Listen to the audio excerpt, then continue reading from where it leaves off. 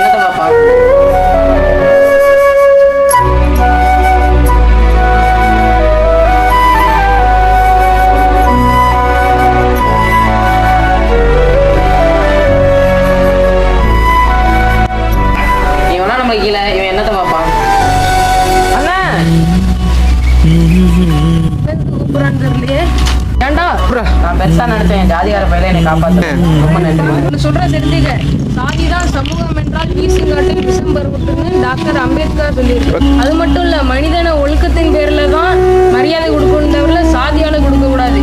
பசுமன் முத்துராமலிங்க தேவர் சொல்லியிருக்காரு. தெரிஞ்சுக்க. அண்ணா என்னை மன்னிச்சிருங்க.